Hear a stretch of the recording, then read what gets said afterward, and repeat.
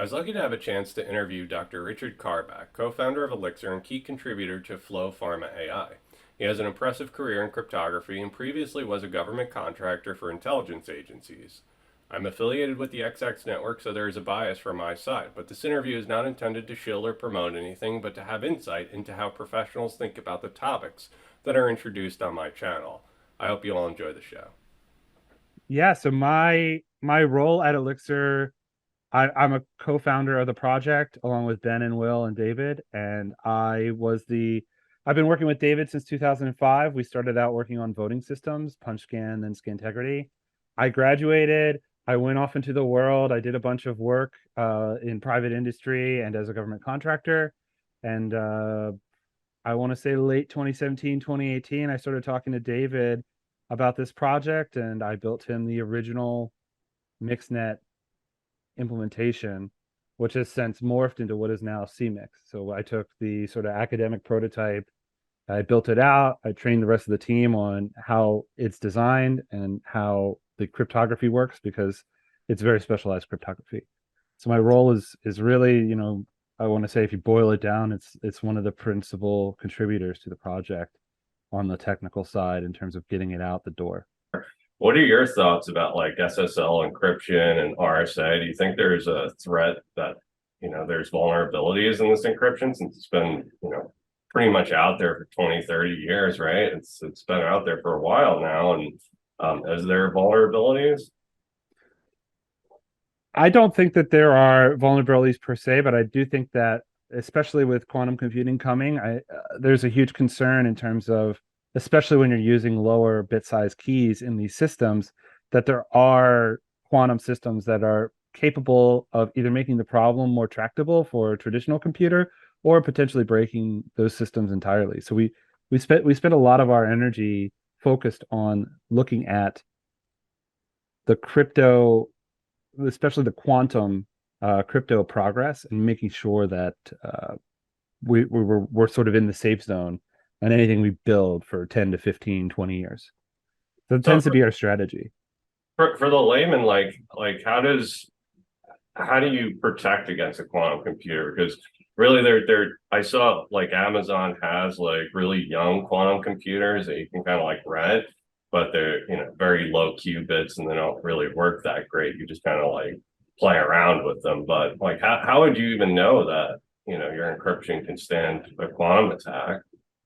So the algorithm that the algorithm is Shor's algorithm, and it has sort of well understood bounds. You need a certain amount of qubits for a certain bit size of key, and it's about comparing the bounds. Mostly for me, it's about comparing the bounds of that algorithm and the newer algorithms that are coming out, and making sure that with the bit size keys we're using, we're not in danger.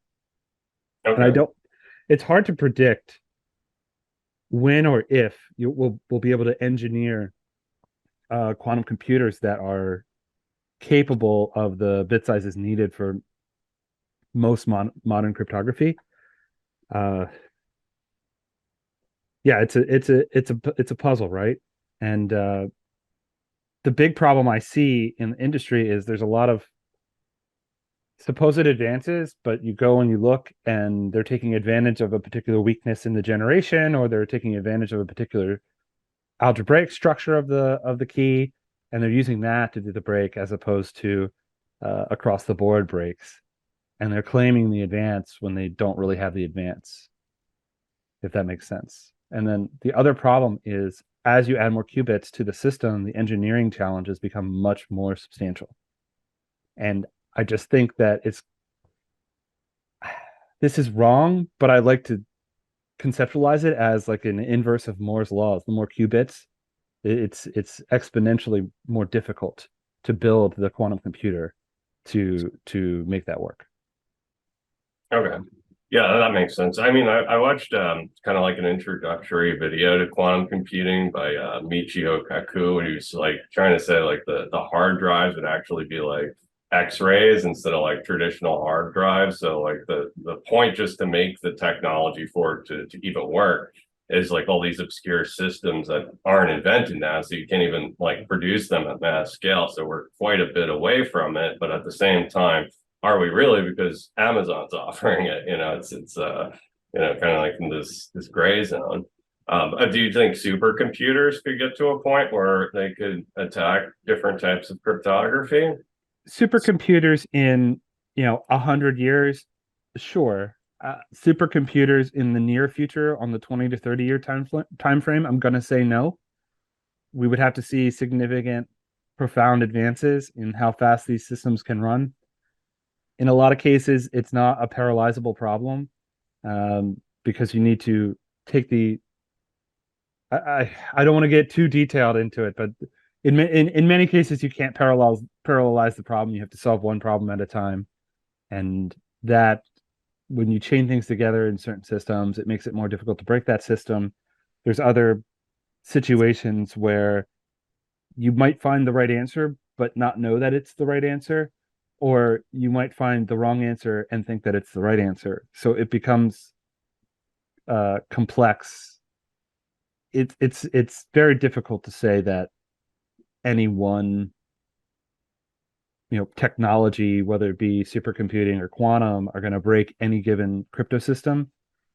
And once you know the details of the break, you can typically engineer your way around it. I want to say the thing that concerns me is, collection now that is used against people in the future.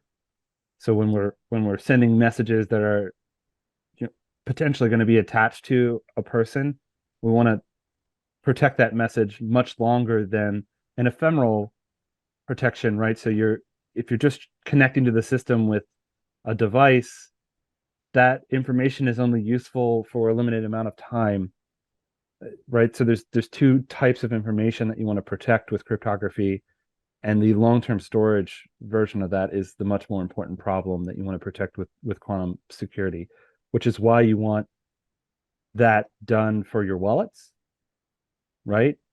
But you don't necessarily need it done for the encryption link between you and the machine you're talking to, as long as there's an additional layer that protects the integrity. And it's nice to have it in many cases, but you can in some cases it's okay to have a lesser solution instead of complete absolute security all the time. Okay. And for people that don't know what he's talking about, well, the NSA was like caught duplicating every single message that gets sent on the internet. So all the Five Eyes types of intelligence agencies were caught red-handed, just kind of duplicating everything that's being sent. I mean, I read an article where like they had to stop collecting selfies because girls like took so many photos of themselves that it was like taking up all their hard drive space, and they're planning on using it for facial recognition in the future. And it's if you're sending data, you have to make sure that if they clone it in the future, they wouldn't be able to break into it. So that's a real threat. I mean, a lot of buzzwords that are coming about now are like, cyber attacks. You're seeing like I just watched Davos, and they're saying the number one concern is a national cyber attack where they're gonna, Russia or North Korea try to take down the grid or something like that, or just cause complete chaos. Do you think that's a real possibility, or is that like hyperbole right now? I gave a talk at Fordham where I was asked that exact question, the ICCS FBI conference. And at the time, I was working at Draper Laboratories, and I was working on how do you protect these kinds of systems. And certainly, it's possible for any given system to break in. I would question whether a large scale attack is viable because the systems are, duct taped together, for lack of a better analogy. So they're all very different. They're all. It would be difficult to necessarily break into one versus the other, but it would certainly be possible for a power plant in one area to have a vulnerability, someone to break in and cause a failure that causes a cascading failure across the grid. I don't think, given the non-digital, so the analog controls on a lot of these devices, that it'd be possible to take the grid down for very long without some sort of additional physical attack, right? So I see the cyber warfare happening where a digital attack comes in, shuts the power grid off, which disables key systems, which then allows a secondary attack. That's the more likely scenario from a government to government country warfare style situation. And Okay. you have seen there are actual examples of that happening. I don't want to point to any one specific one, but if you go around and look for it, you'll see, you know, things happening in Georgia, things happening in Iraq along those lines where a system stopped working and then an attack happened, right? Things like that will happen. Yeah, I've watched a lot of these like NSA type of insiders talk about like the US being more on the offense rather than on the defense with cyber warfare. Do you think like some of the stories that come into the news about places coming down like that was part of our systems or It's hard to say without, you know, specific TTP collected data. So that's tools, techniques, and procedures. Uh, Certainly, there's got to be an example somewhere where we were trying to do something like the US was trying to do something. Certainly. I can't point to any specific one. okay. Okay. Um so when we're developing like these new blockchain infrastructures, they're just out in the open, right? So what you're talking about is like all these different silos are kind of like duct taped together, but they're not like just out in the open. Like when we're looking at some of the innovation, the plan is to bring smart grids out in the open, kind of make the infrastructure open and public. Do you think that design is feasible? To have like secure systems that are just open like that, or is it only certain things can be done in the open and certain things have to be siloed? That is a great question that I haven't thought about before. There's something to be said for the heterogeneous duct tape together, metaphorically duct tape together system, right? Because it's very difficult to know what you're going to attack before you get there. And what I would say is the best case scenario is you have a bunch of different implementations on different operating systems if you're going to put a system publicly. Is that Yeah. so? In the case of blockchain technologies, you're designing for the worst case in public, which is, and there's no central controller, which in some respects is an easier situation to be in because you can run your node on whatever network you choose, and then your node you can program it to do what you want it to do. And you see a lot of that happening with the uh, I don't want to get us off track, but the tornado cache incident where they have an OFAC list and a lot of nodes started enforcing that. So if you were someone coming from, a banned country or a known bad address, either Ethereum address or IP address, they were blocking that transaction from going through the Ethereum node, right? So that is interesting. I think it's a bad situation to be in, but it's also sort of indicative of when you have these big public open systems, they're vulnerable to attack all the time. So they're naturally much more resilient to a large scale attack. Yeah, it's kind of hard to see like with tornado cache, right? It was the first time that they've never directly went after a person. It was just like a whole protocol that they went after, right? And that's going to be brought up in court and they're going to try to fight it, right? But like, how do you feel about that? Just how the government's reaction to privacy. It's a bit of a disaster. They're using incorrect tools against a problem. So what they want to prevent is fraud. And certainly publishing blacklists of these addresses are known to be associated with let's say North Korea or some terrorist group, don't do business with them, would be that would be a very, I think, useful thing for a government, the legitimate thing for a government to be doing, right? To block a technology is crossing a line. I think it fundamentally violates free speech, which is a big issue in the United States, and it's wrong on multiple levels because of that. It's violating a core tenet of our country, so it's a big problem.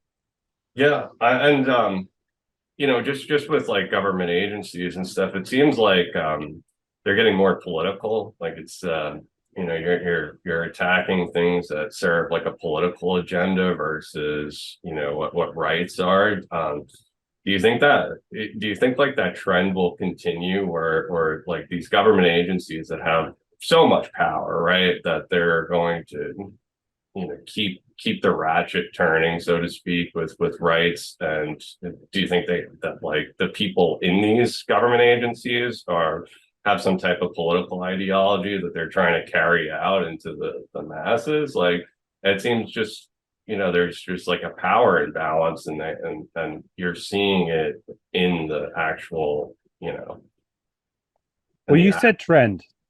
yeah. I would not call it a trend. It is probably just the way that things have always been. And I think it's a pendulum system. Things swing too far one way. People realize how far they've overstepped and things swing back the other way. And it's just constantly going back and forth between too much and too little. And I agree with you that we are on the too much side of that pendulum swing right now. I think that most people, and this has been my experience in the government, aren't necessarily out to get you. But when the government comes knocking on your door and says, we're here to help, they're not there to help, right? They're there to do whatever regulation or enforce whatever they're trying to enforce. And they don't necessarily give you any slack, or and they don't really they're not really interested necessarily in respecting your rights unless they are defined or they're going to get some kind of consequences. Yeah. Historically, that's been the problem in the US. You have rights, government violates them, that particular employee has no consequence. The government generally has very little, if at any, consequence. Uh, you constantly see people, winning a court case and getting $1 as their settlement, right? That's a joke, especially if it was the government violating a civil right. And I get it. Maybe that person was very rude and they deserved it at some level, but if they are right, then there should be a little bit more of a consequence, right? I would love to see, rules that say, if you're ever involved in a court case where you directly violated someone's civil rights and it was, at least somewhat obvious that you were doing that in hindsight, then you can't work in the government again. That would be a really useful, I think, control. Yeah, Um, I agree. requiring, I would love to see, I don't want to get too political here, but I would love to see some level of insurance, either, from the actual government doing the enforcement or on the individual government employee, uh, to control and have some kind of feedback mechanism that says, wait, I really need to be careful about how I go about this so that I am following the rules. And that if it does come back to me, I might end up, either paying a little bit more in my insurance fee next time, or losing my ability to have insurance, and I'll be directly liable the next time this happens. There's got to be some mechanism, and that's what we lack. We lack a mechanism of control. So it allows the government to overstep, and there's no incentive not to do that because there's no consequence. Yeah, there's no like check and balance, right? It's Right. not at all. Do you think, from your experience, do you think like people that use privacy preserving technologies, do they get red listed, so to speak? They get put on a list because there's this dragnet surveillance, and all of a sudden they see me disappear because I'm using all privacy stuff, and that they can't track it. Do you think that just automatically puts me on a list somewhere? I don't think it puts you on a list. I think that if you become a person of interest, then they get more interested in you if you're using those technologies. And naturally, I think most government is reactive, not proactive. So they have a guy whose job it is to find drug smugglers, right? So he goes to work every day and he thinks to himself, well, how am I going to find drug smugglers? Right. And, it used to be go to Craigslist and start looking for people selling, right? There's all kinds of different investigative techniques. I don't think it's useful to get into it. And that's kind of how they work. So there has to be someone doing wrong first, and then they have to go be finding that. And you might get caught up in that dragnet. Certainly, right? And the beauty of using a privacy system is it protects you in many cases where a public system like like if you were using, for example, Facebook Messenger, or let's use something that doesn't really exist anymore, like AOL Instant Messenger, right?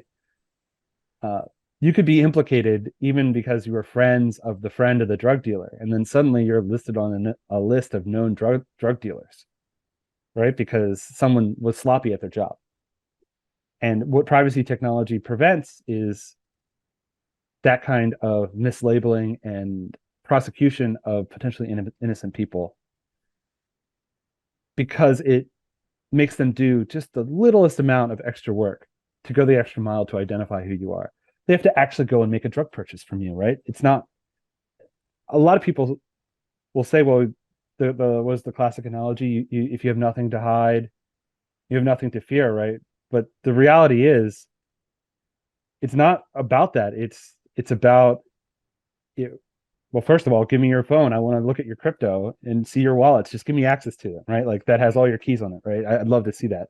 So besides the obvious analogy, right? It's the dragnet that comes with that. So if you're doing an investigation, or whatever agency is doing whatever job they're trying to do, they're just going to make a list of everyone that they can see that you've ever talked to, and they're going to put you on the potential suspects list.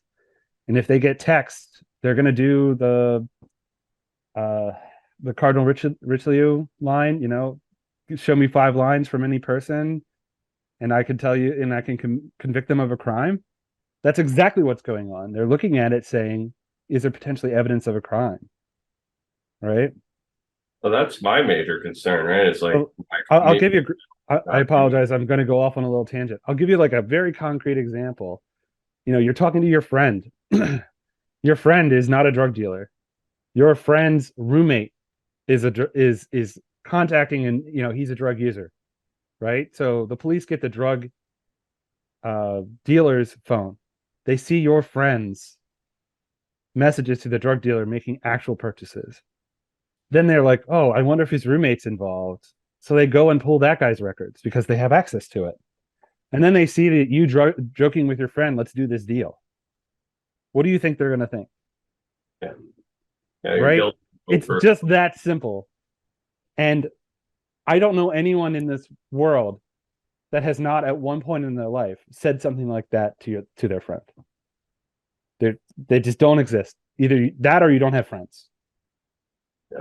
Well, I mean that's my main fear is like something that's misconstrued as something else, and it's just something ridiculous that I was saying, or the what's happening in Brazil right now is really alarming. Watching everyone riot and cause chaos because they don't agree with who the president elect was. They think that whoever they elected for was the right person to get in, and they doubt the elections. And that's kind of what's happening in the United States. You see stuff in social media saying the elections were rigged, all these um, possibilities, and everyone's it's an extreme, right? It's when you question who is this person really in charge or not. That's like an extreme thing where nations die from that. So can you talk about VoteXX and what you're trying to achieve with VoteXX? So VoteXX is I want to say, the first remote first voting system. It has paper-based extensions to it. And that is applying our learning from PunchGAN and Scantegrity, that was work done a little over 10 years ago now, to add, voter verifiable but privacy preserving receipts to the voting process. So when you vote, you're receiving a receipt. It doesn't show how you voted, but it gives you very high confidence that your vote was recorded as you cast it.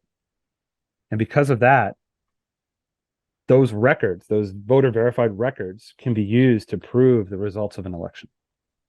Creates what I have usually referred to as a digital audit trail. It's posted online before the election, and then as certain steps of the election are carried out, ballot is delivered or sent to a voter. Voter casts that ballot.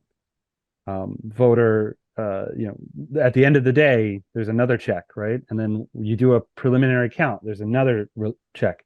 Each one of those checks releases information that's then checked against that digital audit trail to make sure that what was decided ahead of the election is still relevant. It is matching what was printed on those ballots, who those ballots were sent to, what the provisional tallies were at each point in the election.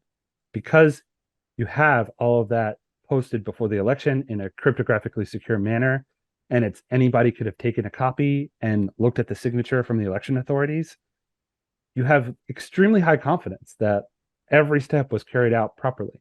And it reduces the attack surface from, I could have attacked any machine to a much smaller set of problems where maybe the wrong people were allowed to vote. Right. So that makes it substantially more tractable of a problem for an election official.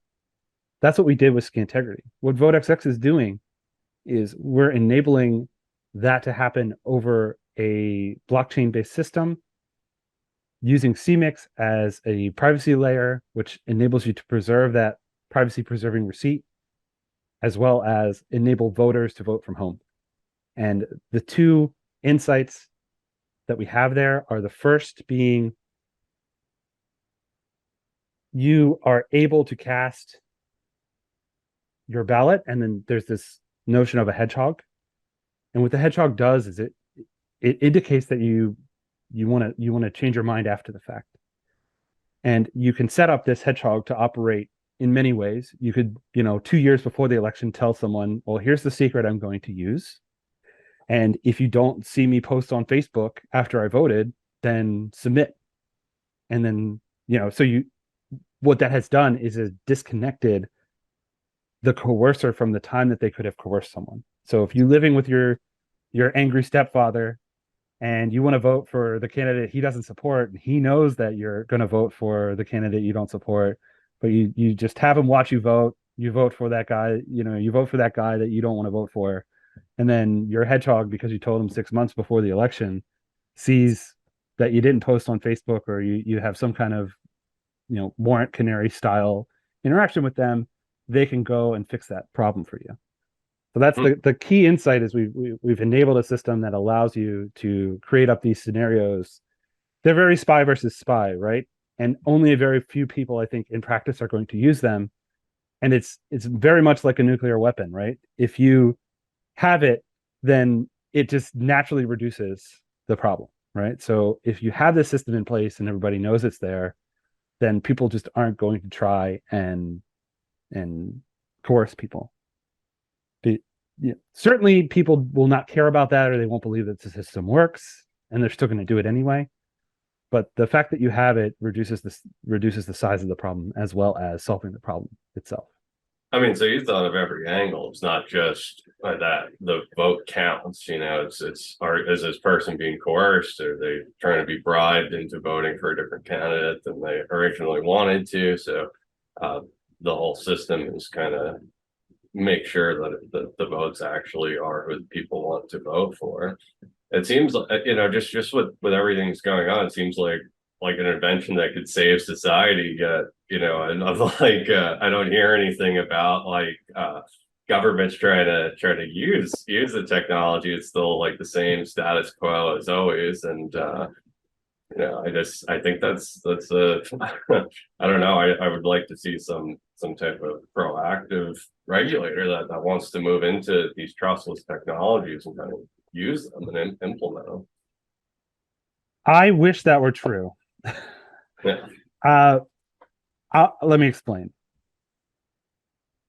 If you're an election official, and this is from conversations I had after the second time we ran Skintegrity in Tacoma Park, Maryland. So this technology has actually been used in real elections. So it's not pie in the sky type stuff. It's stuff that we've actually built, we've actually deployed it, we've actually used it, we've shown that it works. There are papers written that are peer reviewed. So with that context in mind, I had gone out to voting companies and I had gone out to venture capitalists and I had gone out to election officials because I wanted to build a company out of this. The problem is, from an election official's perspective, any mistake that is publicly announced reduces their trust from their perspective, right? So they've got hundreds of counties.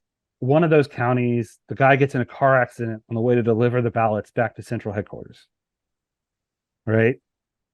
With our system, you know that happened immediately, right? Within a few hours after everyone should have reported, you're going to see that those results are missing or they're set to zero. And that's a huge problem for them. They don't want a system that is so rigid that they can't correct mistakes after they happen. And, you know, I had another VC who was very jaded say, you're never going to sell the system because it exposes their incompetence, which I think is a little bit too hard, right? It's very harsh to say that. It's not that they're incompetent. It's that when you're dealing with a real world system, things happen. You don't control it. Systems fail, power goes out, fires happen.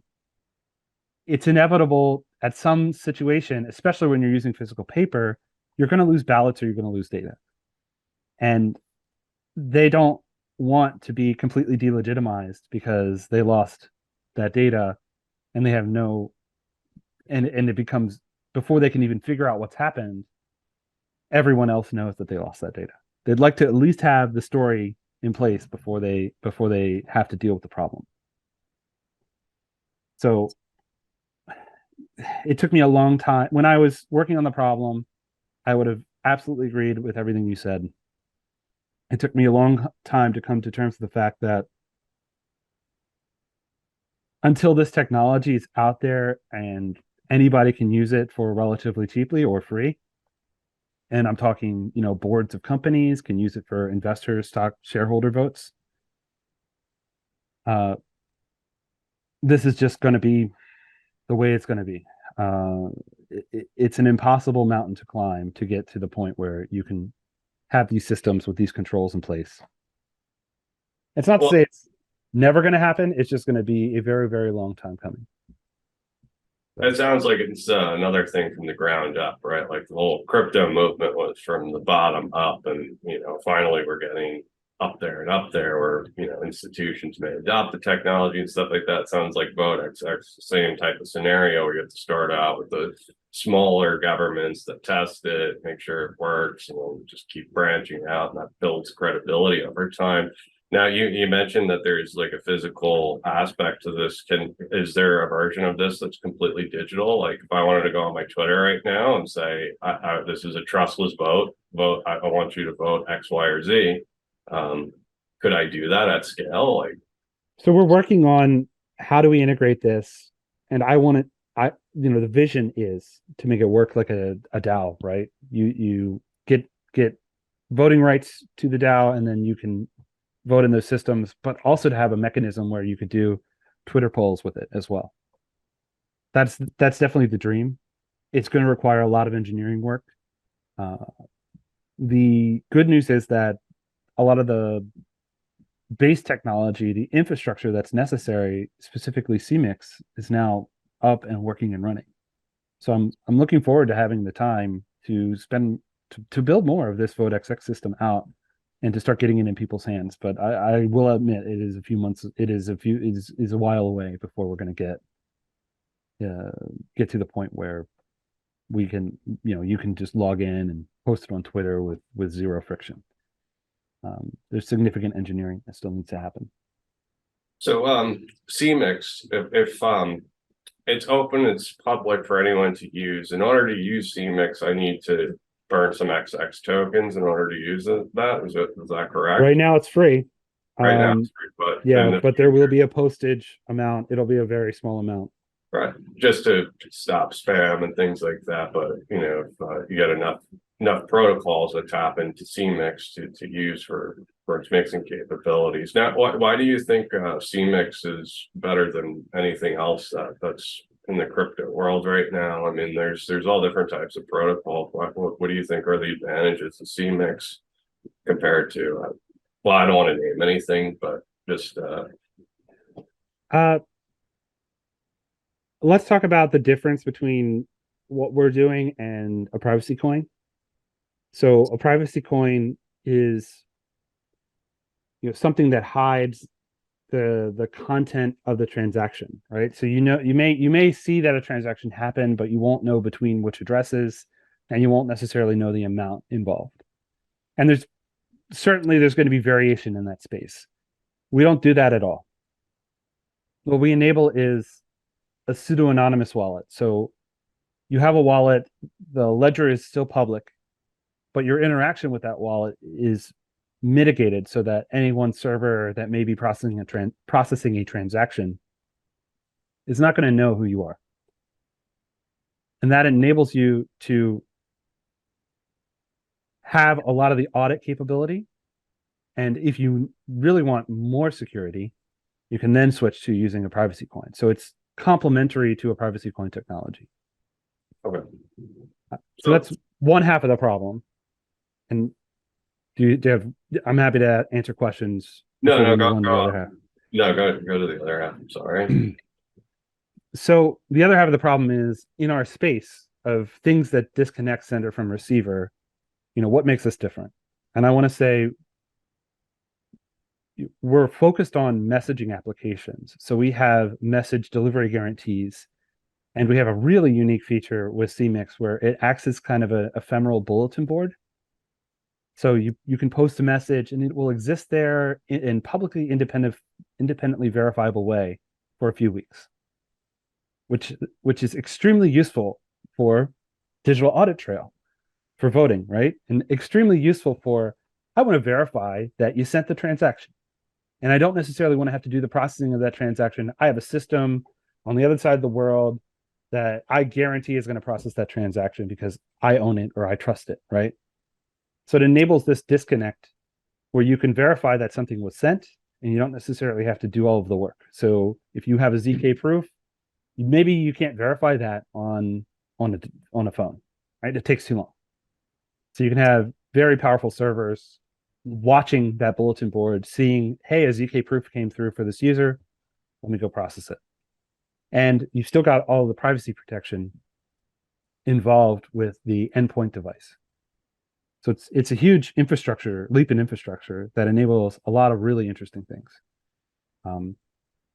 Yeah, I don't want to go off too much on different tangents because I'm sure you're going to ask me a question where I can say this feature is extremely useful here for Yeah, something I else. mean, like what I'm finding out, is there's less and less uses for well, not less and less, but there's uses for privacy chains that are completely acceptable that people kind of get the stigma around privacy, but there's enterprise use cases that need privacy. They can't just have everybody's transactions just out in the open. So, just being a complementary is in my mind, it's really useful just for those enterprise type of platforms that are being built. Well, and also we did. I don't want to lie, right? We did have a proposal to have a privacy coin, but I was talking about where the technology is right now, and my focus. This is something the team disagrees on. So this is my personal opinion, not the entire team. But I don't want to build a privacy coin that enables fraud. What you have right now is a situation where, excuse me, you get hacked, your keys get stolen, they immediately send it to an address, then they use an exchange or those the I forget the name of the swapping BTC swap or any of the other tools to immediately convert it to a privacy coin. Then they start sending to a new address in the privacy coin, and then the chain is broken, and you have no ability to claw back. That's a huge problem, in my opinion. A privacy coin system in my view, a responsible one, needs to have a situation where you go into that mode and there's some kind of lock in place that allows a clawback within 3 days at minimum. Like, think about it like bank settlement, right? Sometimes you cash a really big check, it takes 3 days to clear, right? The same idea. You have this situation where you're going into this privacy mode and you're going to be locked up for a couple days before you necessarily get those coins out. And once that lock is over, you can start pulling from that privacy address. You'll create a new ephemeral address and then send a transaction publicly, or you can send transactions privately to another address directly, right? But I do think that, especially on the ingest, you need some kind of check to make sure that where it's coming from was a valid source. That's an opinion I hold. The rest of the team doesn't necessarily share it, but my vision for it would be something like that. Yeah, I mean, like, you see some type of ideology that everything should be private and there should be no way to get into it. But what you're saying makes a lot of sense for me. There's the really use cases that need privacy, but it doesn't need to be completely, completely.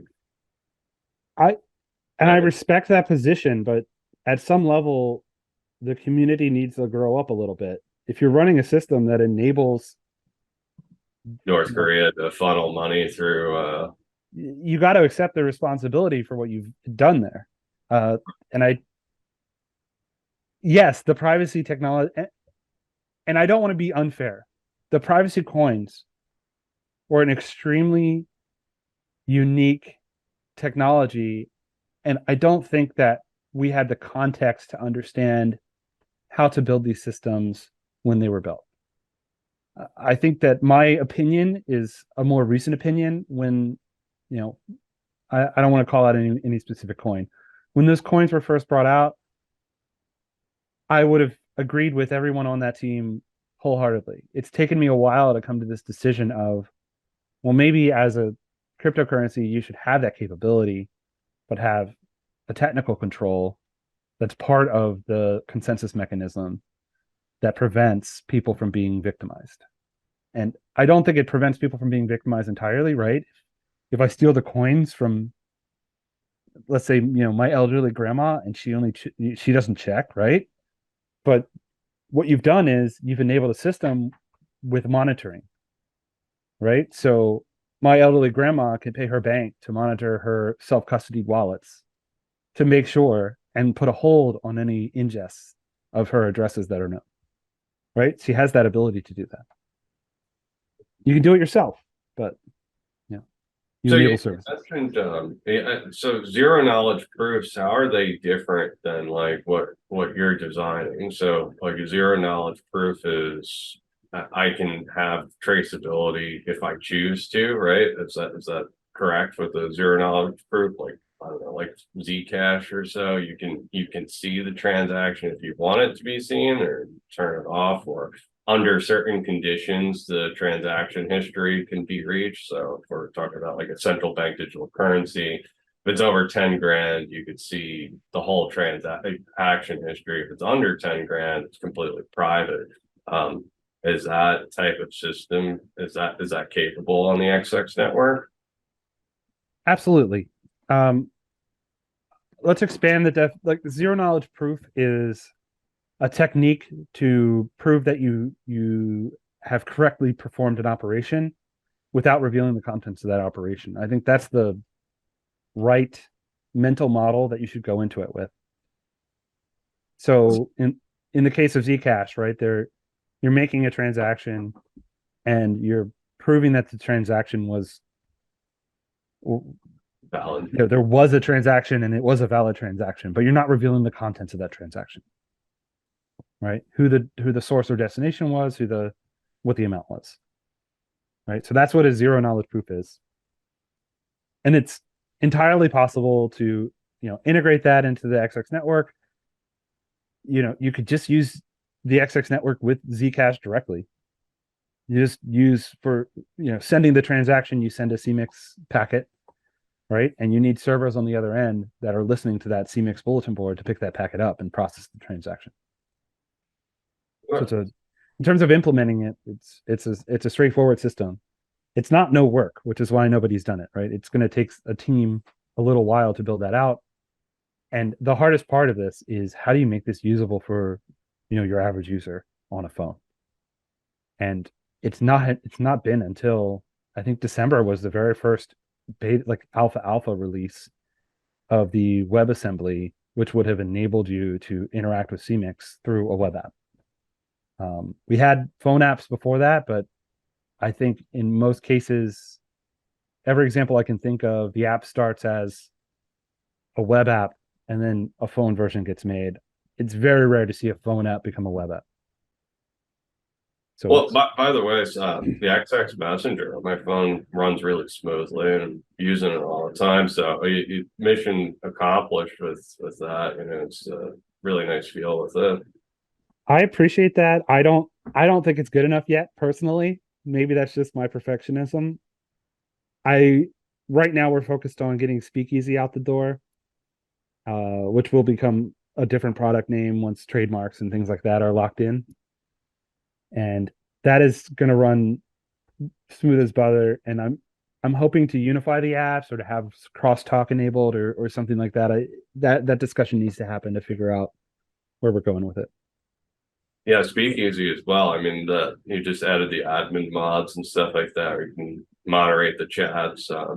So it's coming along. Everything's running really smooth. Speakeasy too runs really smooth, and my Speakeasy is just growing. I'm getting a lot of more people into it, and just kind of sharing information and crypto research and stuff. So it's nice to know that we have some privacy too. And it's kind of cool for me too, because I kind of blend into the background. I didn't change my name, so I just have like some weird avatar.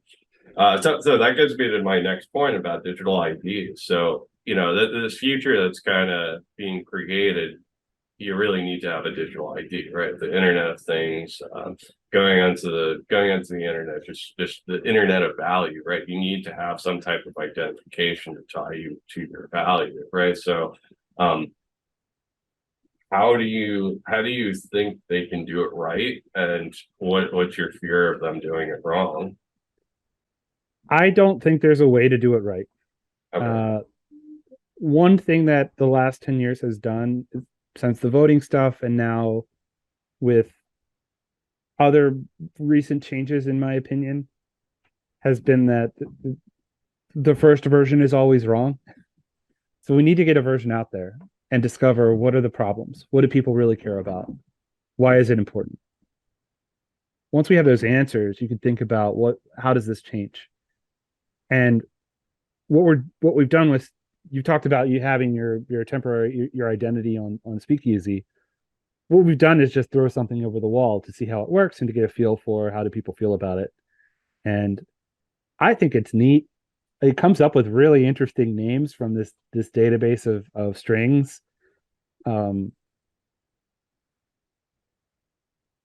Is that going to be the digital identity you move forward with? No, because maybe there's not one digital identity. Maybe that's an ephemeral ID you use to join the chat rooms.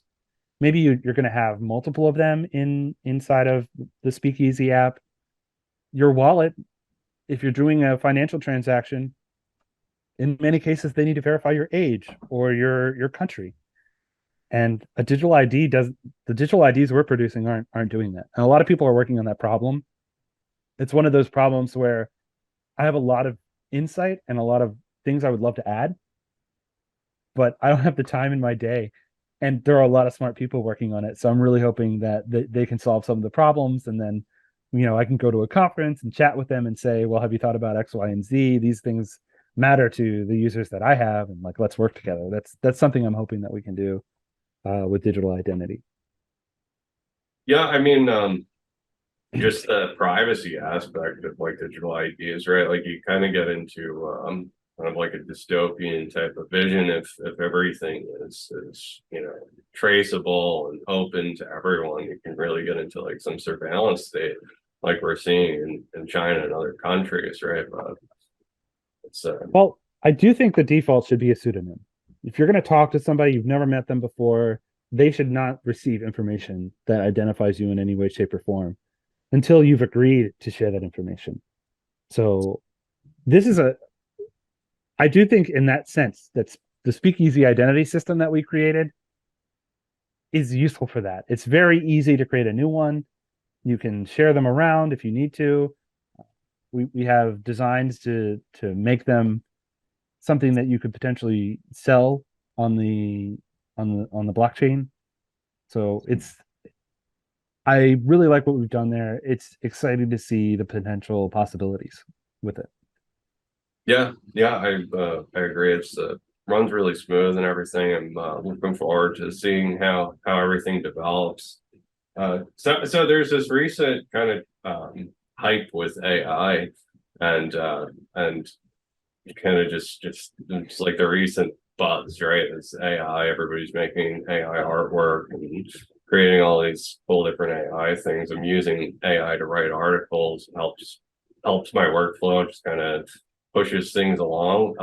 As AI develops, and these transparent ledgers have all this information on it, do you think that like that's even more of a push to move into privacy if you have these AIs kind of just collecting all this data and refining patterns, and if we move into using cryptocurrency as a medium of exchange, you'll have these AIs that are able to kind of like attack you personally because they know everything about you. Yeah, that is a really insightful question. That is, we already live in that world. Yeah. The Google AI, Google's not talking about it, but the Google AI is doing that. The Facebook AI is doing that. TikTok, I'm sure that they have an AI that's doing that. Um,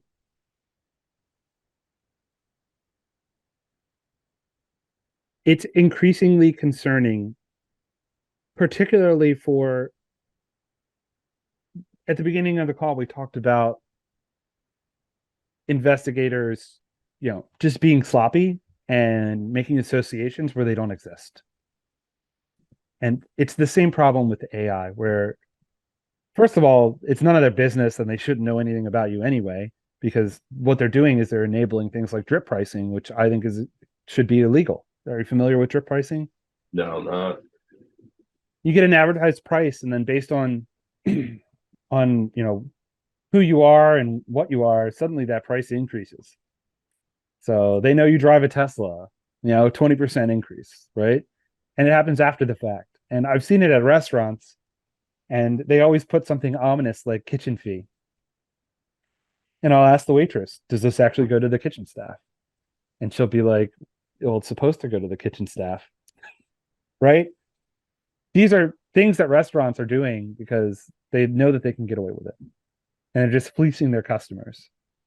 And you see this with airlines. It's happened especially badly in the last 10 years with baggage fees. And you might think the rules coming in, but suddenly the seat you have, even though it's not defined anywhere, but the seat under you as your storage space, so your carry-on suddenly costs you money.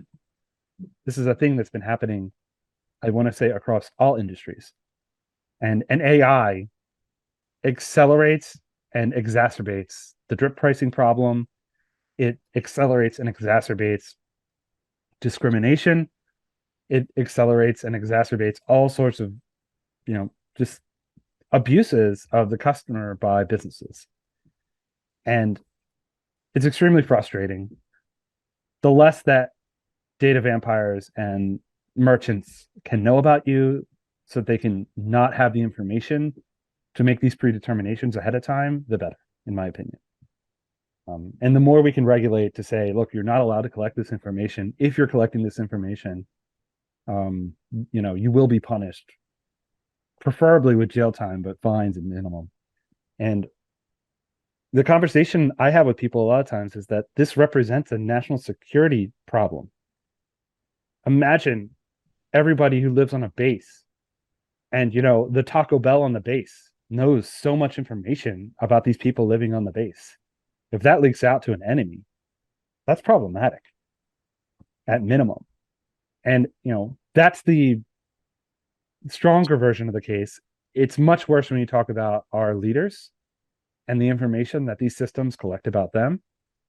And it's even worse when you're talking about, say, in a particular geographic area, everybody buys this brand of pasta and you want to carry out some kind of biological attack. The fact that we collect this information makes us weak and it makes us vulnerable.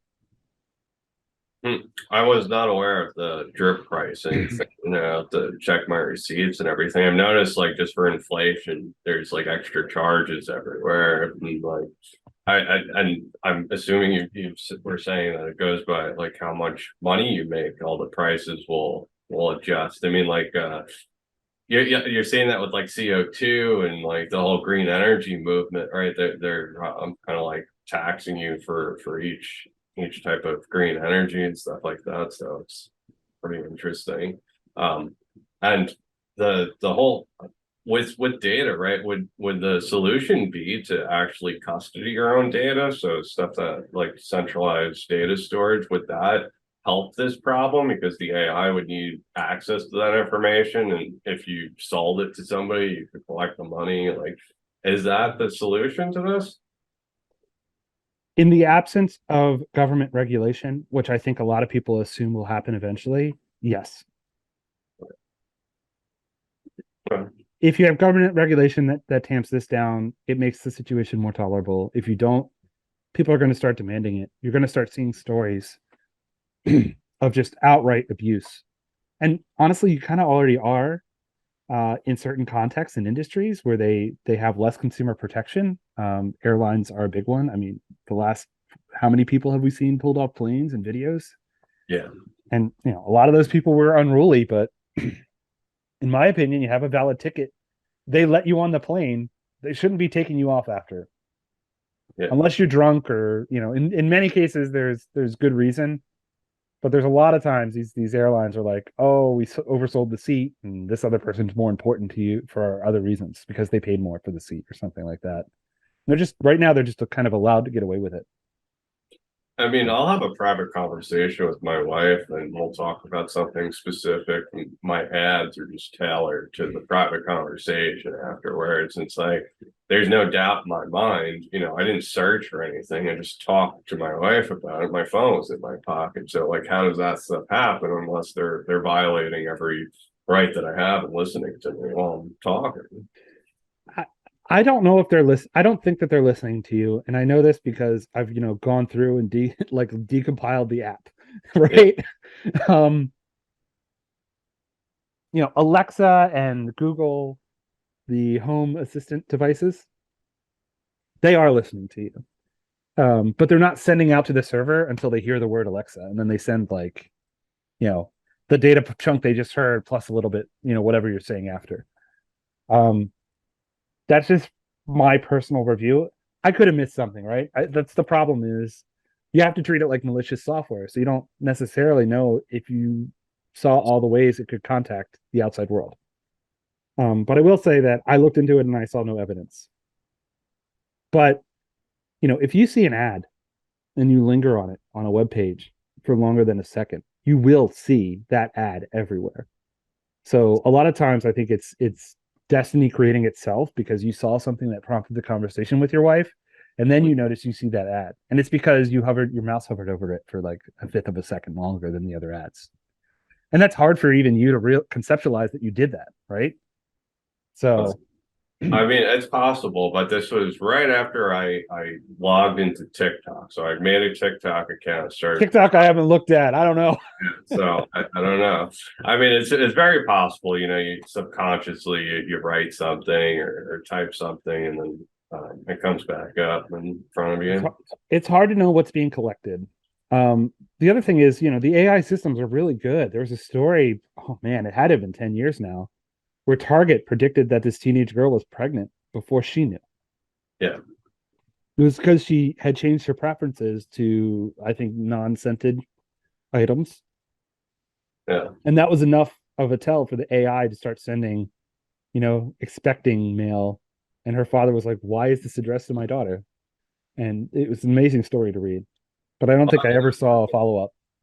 that's But where it gets really creepy, right? It's because we have all this data that the government agencies are collecting, right? And then these algorithms are able to determine, that you're pregnant, right? Before you become pregnant. So it's like, um, do they just have like a personality profile of me? And if we keep eroding our rights, is it just a one day, like this personality doesn't fit?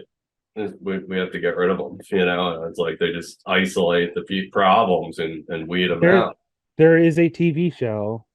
I can't remember. I think it was the Netflix special, which is kind of like a remake of that old show from the 50s.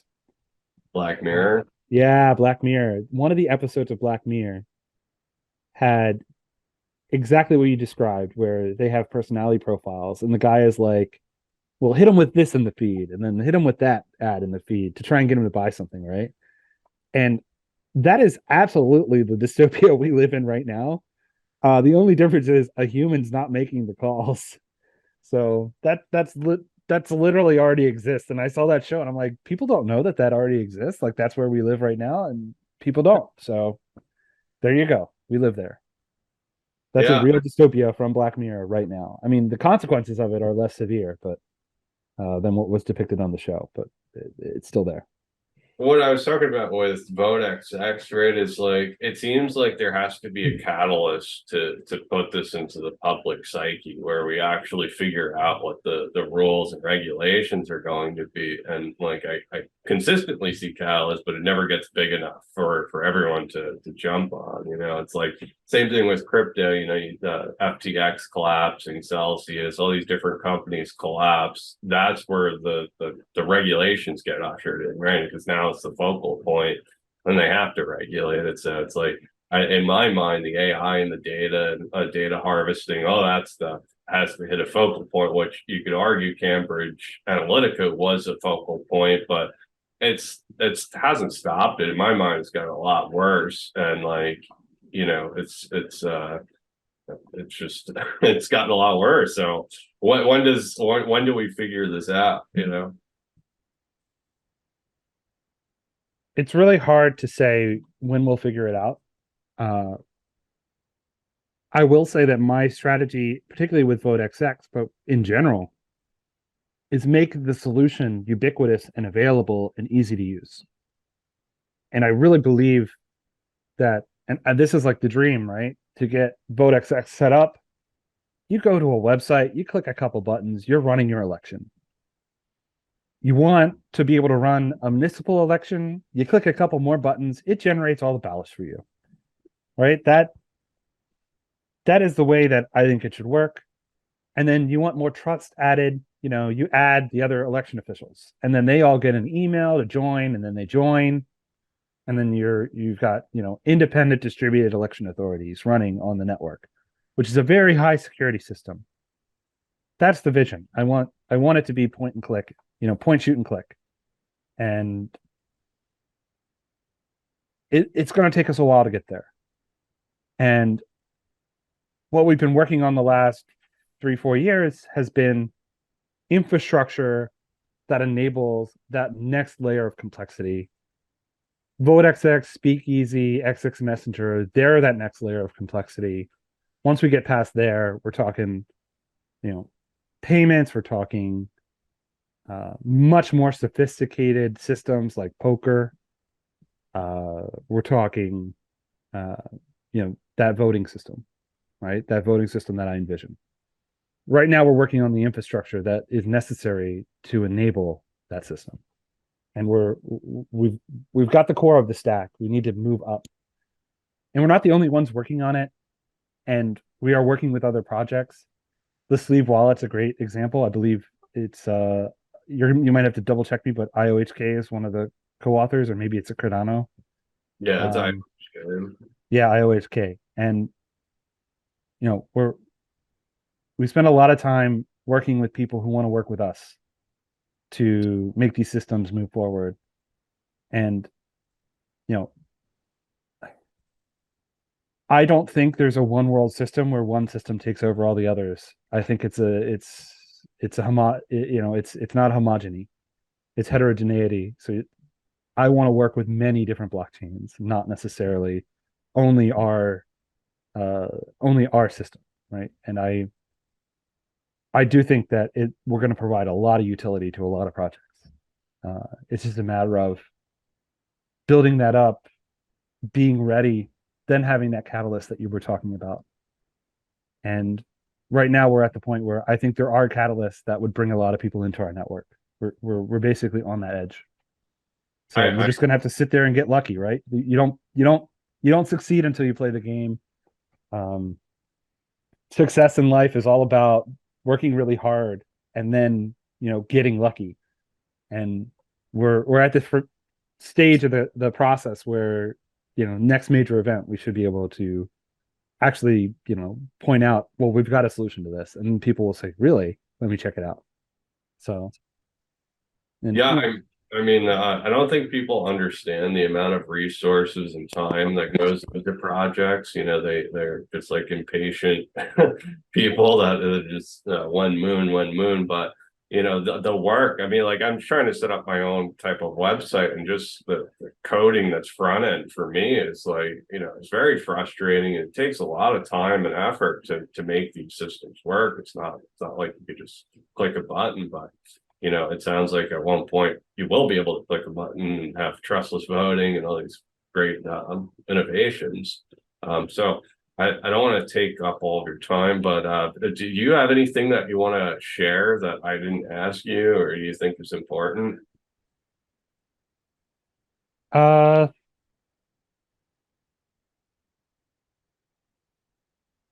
you didn't ask me anything about CBDCs. I'm happy to talk about it. What else did you not ask me? No, I think that's pretty much it. So CBDC is now in my mind there has to be for them to actually work and like keep people's rights. I think they need to be synthetic. So I think they need to issue them on top of decentralized ledgers versus making their own silo. And there needs to be a layer of privacy. Like what you're saying, we have to grow up. There could be a condition where the privacy is unveiled, so to speak, but it would have to be a serious condition in my mind. Now, I mean that's a lot like cultural preferences, and Switzerland's been, known for privacy over the years, and they actually are interested in using CMIX. And how do you think like uh, countries that value privacy will go about this, and opposed to the ones that don't? What's going to be the economic consequences and advantages over privacy enabled CBDCs versus China CBDC? Um, like, how do you see this all coming together? Well, there's a lot to unpack with that question. So let's start with CBDCs as presented by most people are a privacy disaster and a country disaster. You have examples of what will happen in China where people who are on their list are prevented from using their own money, which is an extremely big problem. It's why people don't trust banks. It's why people proverbially, hide all the money under the mattress. If you're going to have a digital currency, it needs to enable you to do the digital version of keeping it all under your mattress. And that means you can't prevent people from spending it.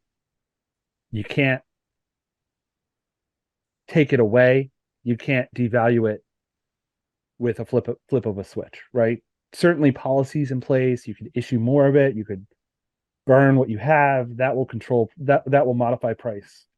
But you can't just say everyone who has, X of this currency now has Y of it, which is X times, 0.8. Those are kind of the base rules. The privacy is another huge problem. And I don't think people will use it if they know that the government can track all of it. So it's an adoption issue from just a practicality standpoint. And yeah, you can have an incentive. You go to this website, you sign up, you get $500 worth of it, something like that.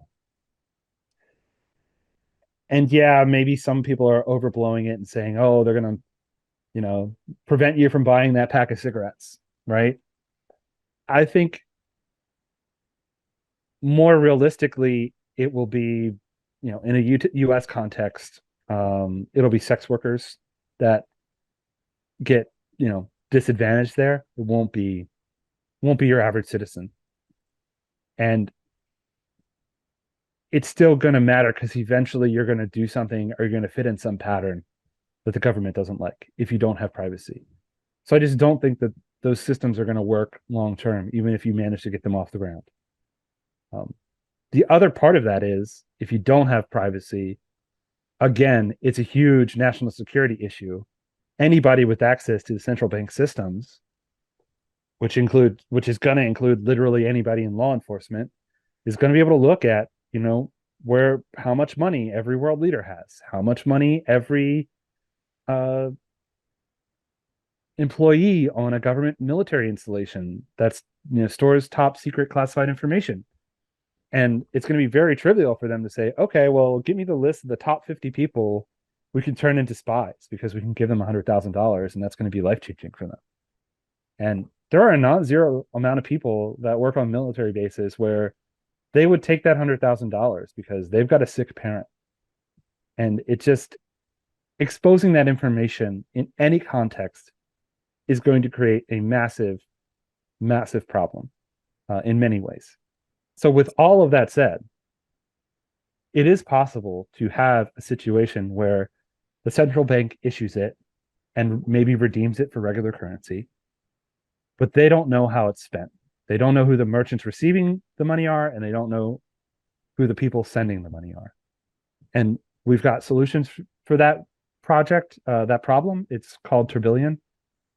I invite people to read it. I can't talk about active projects with any government right now, for obvious reasons, but certainly it's out there. We're working on it. I'm very hopeful that we'll be able to get it out there. I do think that smaller countries know that they're much more vulnerable to this because it's constantly the case in international politics that large companies use their economic power to bully smaller countries. And a large country that gets into the CBDC of a small country and has all this privacy information is going to be at a significant advantage. And that small country is not necessarily going to be able to do the same thing to the large country. So I think your intuition that small countries are going to be first and that they're going to want the privacy is very much a correct one. Well, we're seeing that, right? That's like, for the exception of China, we've seen, mostly smaller countries jump in. Countries that are kind of using other currencies too. I've noticed a trend with that. The Bohemian Sand Dollar Project, Montenegro, Palau, they're using another nation's currency, and then they're setting up a CBDC that's built off of that, right? So, um, in my mind, it's going to take a while for the U.S. to actually have it, but for all the reasons that you stated, I don't think it's going to gain adoption. Maybe for like a welfare type payment system where the money is conditioned wholesale, I could definitely see happening instead of retail level. And but what the system that we have now, right, is we have Circle that's buying up a ton of treasuries on the open market and backing stable coins with it. If you were to regulate that and you had a bunch of circles just buying our debt, we're in this perpetual debt cycle. You need demand for debt, and that's a perfect way to do it. But that's not to say that they'll never do it, and just maybe it's unpopular. I mean, nobody cares if they send Fedwire or ACH, it's just a payment rate, right? So it's always could be an option, but it doesn't necessarily have to be the option. Absolutely. Yeah, I don't have anything to add. So it was really nice to chat with you, Rick. I appreciate you coming on and educating everyone. I'll thank you for coming on. I appreciate it. Yeah, it was a pleasure. Again, I am really happy anytime to talk about this stuff. And I know my opinion is very different from a lot of the other members of the team, but I hope it was useful for people. Yeah, it was. It was really helpful. Appreciate it.